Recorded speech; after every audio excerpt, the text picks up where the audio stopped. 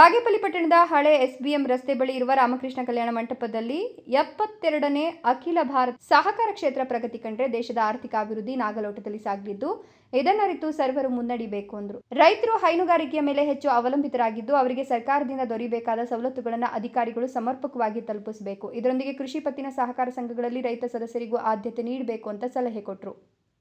ತಾಲೂಕಿನ ಸಹಕಾರ ಇಲಾಖೆ ಅಧಿಕಾರಿಗಳು ಉತ್ತಮವಾಗಿ ಕೆಲಸ ಮಾಡುತ್ತಿದ್ದು ಭವಿಷ್ಯದಲ್ಲಿ ಮತ್ತಷ್ಟು ಪರಿಣಾಮಕಾರಿಯಾಗಿ ಕಾರ್ಯನಿರ್ವಹಿಸುವ ಮೂಲಕ ರಾಜ್ಯಕ್ಕೆ ಮಾದರಿಯಾಗಬೇಕು.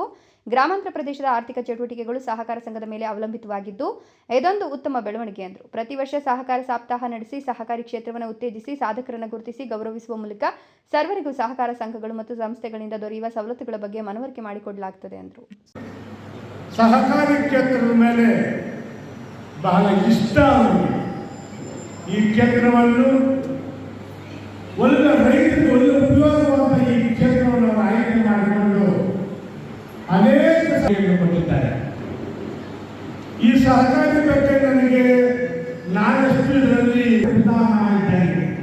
ಎಲ್ಲ ಆಲ್ಮೋಸ್ಟ್ ಅವರೇ ಮಾತನಾಡೋದು ಏನಿಲ್ಲ, ಆಲ್ಮೋಸ್ಟ್ ಏನು ಬಂದು ಏನು ಬರೋದು ಎಲ್ಲ ಹೇಳ್ತಾರೆ.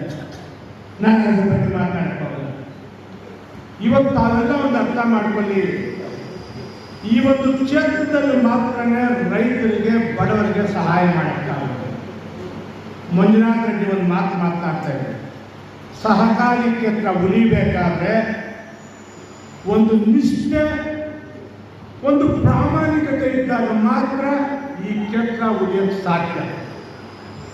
ಅವರು ಮಾತನಾಡ್ತಾ ಇದ್ದಾರೆ, ಎಲ್ಲೋ ಅಡ್ಡದಾರಿ ಸ್ವಲ್ಪ ಇಳ್ತಾ ಇದೆ ಈ ಒಂದು ಪ್ರಾಮಾಣಿಕತೆಯಲ್ಲಿ ನಿಷ್ಠೆಯಲ್ಲಿ ಅಂತ. ನಿಜಾನೇ ನಾನು ಮೊನ್ನೆ ತಾನೇ ಒಂದು 2-3 ತಿಂಗಳಾಯಿತು DCC ಬ್ಯಾಂಕ್ನ ನಿರ್ದೇಶಕನಾಗಿದ್ದೆ. ನನಗೂ ಅದರ ಅನುಭವ ಒಂದು 2-3 ಮೀಟಿಂಗ್ ಮಾಡಿದೆ, ನನಗೂ ಅದರ ಅನುಭವ ಆಗ್ತಾ ಇದೆ. ನಾನು ತಮಗೆಲ್ಲ ಒಂದು ಮಾತು ಹೇಳಕ್ಕೆ ಇಷ್ಟಪಡ್ತೀನಿ, ಇದು ಈ ಕ್ಷೇತ್ರವನ್ನು ನಮ್ಮ ತಾಯಿ ಥರ ನೋಡಿಕೊಂಡ್ರೆ ನಮ್ಮನ್ನಷ್ಟೇ ಚೆನ್ನಾಗಿ ನೋಡ್ಕೊಳ್ಳೋದು ಈ ಕ್ಷೇತ್ರಕ್ಕೆ ನಾವು ಇಷ್ಟಪಡ್ತೀವಿ. ಸುಬ್ಬು, ಭಾಗ್ಯನಗರ, ರಾಯಲ್ಸ್ ಕನ್ನಡ.